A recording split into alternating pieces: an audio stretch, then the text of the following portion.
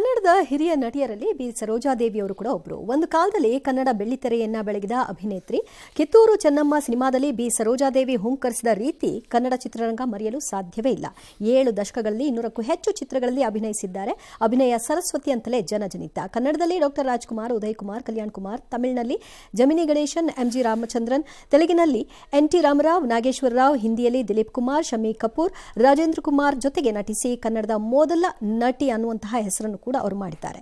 ಚತುರ್ಭಾಷಾ ನಟಿಯ ಚಿತ್ರ ಬದುಕಿನ ಒಂದಷ್ಟು ರೋಚಕ ಮಾಹಿತಿಗಳು ಹೀಗಿವೆ. ಕನ್ನಡ ಚಿತ್ರರಂಗದಲ್ಲಿ ಅಭಿನಯ ಸರಸ್ವತಿ ಅಂತ ಖ್ಯಾತಿ.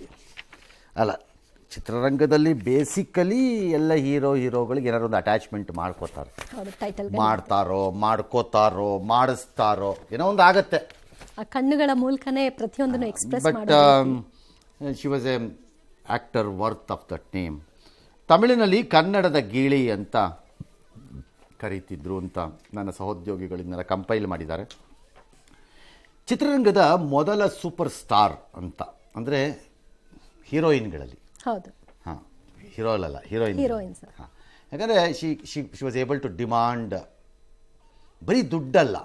ಕೆಲವರು ಆ ಥರದ್ದು ಮಾತಾಡಿದ ತಕ್ಷಣ ಹೀರೋಗಳು ಬಂದಷ್ಟು ದುಡ್ಡು ಅಂತ ಹೇಗಿದೆ. ಬರೀ ದುಡ್ಡಲ್ಲ. ಇತ್ತೀಚಿನ ದಿನಗಳಲ್ಲಿ ವಿಮೆನ್ ಪವರು, ವಿಮೆನ್ ಲಿಬರೇಷನ್ನು, ಹೆಣ್ಣು ಮಕ್ಕಳ ಸ್ವಾತಂತ್ರ್ಯ, ಅವರ ಇದು ಎಲ್ಲ ಬಂದಿರ್ಬೋದು ಕಾನ್ಸೆಪ್ಟ್ಗಳು. ಆ ಕಾಲದಲ್ಲಿ ಹೆಣ್ಣಿಗೆ ಹೀರೋಗೆ ಸರಿಸಮನಾದಂತಹ ಗೌರವವನ್ನು ಕೊಡುವ ಪಾತ್ರಗಳನ್ನು ಸೃಷ್ಟಿ ಮಾಡಿ ಅರಗಿಸೋದು ಅಷ್ಟು ಸುಲಭ ಇರಲಿಲ್ಲ. ಅಷ್ಟು ಸುಲಭ ಅಲ್ಲ. But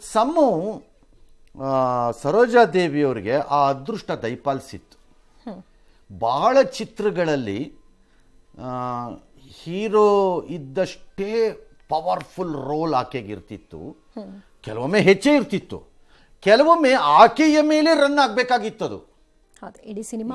for example Kittur Rani Chennamma, or a ಮಲ್ಲಮ್ಮನ ಪವಾಡ. ನೀವು ಇಂಥ ಫಿಲಮ್ಗಳೆಲ್ಲ ತಗೊಂಡ್ಬಿಟ್ರೆ ಆಬ್ವಿಯಸ್ಲಿ ಅದು ಅವ್ರ ಮೇಲೆ ರನ್ ಆಗಬೇಕು. ಯಾರೊಬ್ರು ಹೀರೋ ಇದು ಇಲ್ಲ ಅಂತಲ್ಲ ನಾನು ಹೇಳ್ತಿರೋದು.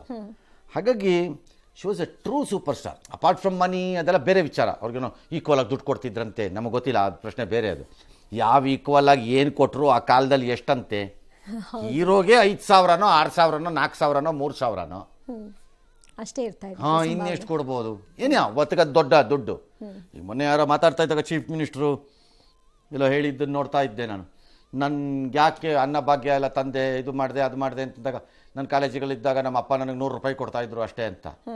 100 ರೂಪಾಯಿ ಅಂತ ಅವ್ರು ಸುಲಭವಾಗಿ ಹೇಳ್ಬಿಟ್ರು. ಅವತ್ತಿಗೆ 100 ರೂಪಾಯಿ ದೊಡ್ಡ ಅಮೌಂಟ್ ಅದು. ಸಾಹೇಬ್ರು ಅವ್ರು ಸಿಕ್ಕದಾಗ ಕೇಳಬೇಕು ಅವ್ರಿಗೆ ನಾನು, ಏನ್ರಿ ಮಾಡ್ತಿದ್ರಿ ಆ 100 ರೂಪಾಯಿನ ನೀವು ಅಂತ. ಖರ್ಚು ಮಾಡ್ತಾರೆ. 100 ರೂಪಾಯಿ ಬಿಗ್ ಮನಿ. ಬಿಕಾಸ್ 85, 86 ಅಲ್ಲೆಲ್ಲ ಟ್ರೈನಿಗೆ ಹೋಗಬೇಕು ಅಂತ ನಾವುಗಳು ಹೋದರೆ ನಮಗೆ ಕೊಡ್ತಾ ಇದ್ದಿದ್ದು 125 ರೂಪಾಯೋ 150 ರೂಪಾಯೋ ಟ್ರೈನಿಂಗಲ್ಲಿ. ಅವತ್ತೆಲ್ಲ ಆಕಾಶವಾಣಿಲಿ ಒಂದು ಕಾರ್ಯಕ್ರಮ ಕೊಟ್ಟರೆ 10 ರೂಪಾಯಿ ಕೊಡೋರು, 20 ರೂಪಾಯಿ ಕೊಡೋರಪ್ಪ. ಅದೇ ದೊಡ್ಡದು. ಹಾಂ, ಹಂಗಾಗಿ ದೊಡ್ಡ ಅಮೌಂಟೇ. ಏನೇ 70ನೇ ದಶಕದಲ್ಲಿ ಅತ್ಯಂತ ಜನಪ್ರಿಯ ನಟಿ. ಚನ್ನಪಟ್ಟಣದ ಮೂಲದವರು. ತಂದೆ ಪೊಲೀಸ್ ಇಲಾಖೆಯಲ್ಲಿ ಸೇವೆಯನ್ನು ಸಲ್ಲಿಸಿದ್ರು. ಆಕೆ ಚಿತ್ರರಂಗಕ್ಕೆ ಬಂದಾಗ ಸ್ವಲ್ಪ ಡಾನ್ಸು ಇದೆಲ್ಲ ಇತ್ತು, ಸರಿ. ಮತ್ತು ಬಂದಾಗ ಕೆಲವು ಕಂಡೀಷನ್ಸ್ ಇತ್ತು. ಅವ್ರ ತಾಯಿ ಹಾಕಿದ ಕಂಡೀಷನ್ಸ್ ಅಪ್ಲೈ ಅಂತ. ಡ್ರೆಸ್ ಕೋಡ್, ಸ್ವಿಮ್ಮಿಂಗ್ ಸೂಟು, ತೋಳಿಲ್ಲದ ಇದೆಲ್ಲ, ಸ್ಲೀವ್ಲೆಸ್ ಬ್ಲೌಸ್ ಹಾಕೋಬಾರ್ದು, ಮಾಡಬಾರ್ದು ಅಂತೆಲ್ಲ. And she followed it largely, fully. ಇದು ಹಸ್ಬೆಂಡ್ ಅಂದರೆ ಅವ್ರ ಹರ್ಷ ಸತ್ತ ಮೇಲೆ ಭಾಳ ಜನಕ್ಕೆ ಅರಿವಿರಲ್ಲ. ಈ ಬೆಂಗಳೂರಿನ ಇಂಡಿಯನ್ ಎಕ್ಸ್ಪ್ರೆಸ್ ಆಫೀಸ್ ಎಲ್ಲಿದೆ ಅಲ್ಲಿಂದ ಕೆಳಗೆ ಶಿವಾಜಿನಗರದ ಕಡೆಗೆ ಹೋಗ್ತಾ ಇದ್ದಾಗ ಡೌನಲ್ಲಿ ಇಳಿತಿದ್ದಂಗೆ ಬಲಗಡೆಯಲ್ಲಿ ನೀವು ಯಾರು 30 ವರ್ಷ 25 ವರ್ಷದ ಹಿಂದೆ ನೆನಪಿದ್ದವ್ರಿಗೆ ಇರುತ್ತೆ, ಹರ್ಷ ಹೋಟೆಲ್ ಅಂತಿತ್ತು. ಹರ್ಷ ಇತ್ತು. ಅವ್ರದ್ದು ಶಿವಾಜಿ ಗಣೇಶನ್ ಜೊತೆ ಒಂದು 22 ಹಿಟ್ ಚಿತ್ರಗಳು. MGR ಜೊತೆ ಯಾರ ಜೊತೆ ಇಲ್ಲ ಅಂತ ಕೇಳಬೇಕು ನೀವು. ಅಲ್ಲ, ಒಬ್ಬ ನಟನ ಜೊತೆ 2-3 ಸಿನಿಮಾ ಮಾಡೋದೇ ದೊಡ್ಡ ವಿಷಯ. ಅಂತದ್ರಲ್ಲಿ 22-26 ಸಿನಿಮಾ ಮಾಡ್ತಾರೆ. ಅಲ್ಲ, ಅದು ಆ ಕಾಲದಲ್ಲಿ ಹಾಗಿತ್ತು. ಒಂದದು. ಎರಡನೇದು, ಕಾಲ ಹೇಗೆ ಬೇಕಾದ್ರೂ ಇರ್ಬೋದು, ಜನ ಒಪ್ಕೋಬೇಕೇ. ಹೌದು, ಮೊನಾಟನಿ ಅನ್ಸ್ಬಾರ್ದು. ಹಾಂ, ಅವ್ರ ಕಾಲದಲ್ಲಿ ಸರೋಜಾದೇವಿ ಒಬ್ಬರೇ ಇಲ್ಲ, ಇನ್ನೂ ಯಾರೋ 2 ಡಜನ್ ಹೀರೋಯಿನ್ಗಳು ಬಂದಿರಬೇಕಲ್ಲ. ನಿಜ. See this is the question of some people, ಕೆಲವರ ಸರ್ವೈವಲ್ ಕೆಪಾಸಿಟಿ. ಸರ್ವೈವಲ್ ಆಗಬೇಕಲ್ಲ. ಹೌದು. ಎಸ್, 160ಕ್ಕೂ ಹೆಚ್ಚು ಸಿನಿಮಾಗಳಲ್ಲಿ ನಟಿಯಾಗಿ ನಟಿಸೋದು ಕೂಡ ದೊಡ್ಡ ಚಾಲೆಂಜ್ ಅಲ್ಲ ಸರ್. 29 ವರ್ಷಗಳು ಸಿನಿಮಾಲ್ ನಟಿಸೋದೇ ಚಾಲೆಂಜ್ ಅಂದಮೇಲೆ ನಟಿ ಇಲ್ಲ ಅಂತಂದ್ರೆ ಹೆಂಗೆ? ಸಿನಿಮಾಲ್ ಉಳ್ಕೊಳ್ಳೋದೇ ಚಾಲೆಂಜು. ರೈಟ್. ಹೆಣ್ಮಕ್ಳದ್ದು ಹಾಂ, ಅದು ಅಷ್ಟಷ್ಟು ಅವರ್ಸ್. ಸಿ, ಇವೆಲ್ಲ ಇನ್ಸ್ಟಿಟ್ಯೂಷನ್ಸ್ ಆಗಿ ಬಂದಂಥವು ಚಿತ್ರರಂಗ. ಇನ್ನು ಮುಂದಕ್ಕೆ ಬರಲ್ಲ ಆ ಥರ ಇನ್ಸ್ಟಿಟ್ಯೂಷನ್ಸ್. ಒಂದು ಅಮಿತಾಬ್ ಬಚ್ಚನ್ನು, ಒಂದು ರಜನಿ, ಒಂದು ಸರೋಜಾ ದೇವಿ, ಒಂದು ರಾಜ್ಕುಮಾರು, ಒಂದು ರಜನಿಕಾಂತ್, ಅಥವಾ ಒಂದು SP ಬಾಲಸುಬ್ರಹ್ಮಣ್ಯಮ್ಮು. ಹೌದು, ಲೆಜೆಂಡರಿ ಆಕ್ಟರ್ಸ್, ಸಿಂಗರ್ಸ್ ನಾನು ಹೇಳ್ತಿರೋದು. ರೈಟ್.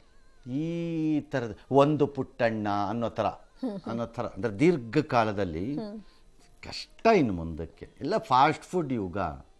ಅಲ್ಲೇ ಬಹುಮಾನ ಹತ್ರ. ಎಸ್, ವೈಯಕ್ತಿಕವಾಗಿ ಜೀವನದಲ್ಲಿ ಶಿ ವಾಸ್ ಎ ಗ್ರೇಟ್ ಇದು ಏನು ದೈವ ಭಕ್ತೆ. ಪೂಜೆ ಮಾಡದೇ ಇರೋದು ಎಲ್ಲ ಅವೆಲ್ಲ ಆಕಾಶ ಭೂಮಿ ಒಂದಾದರೂ ಸರಿಯೇ. ಏನು ಬ್ಯುಸಿ ಇದ್ರೂ ಅದು ಮೊದಲಾಗಬೇಕು.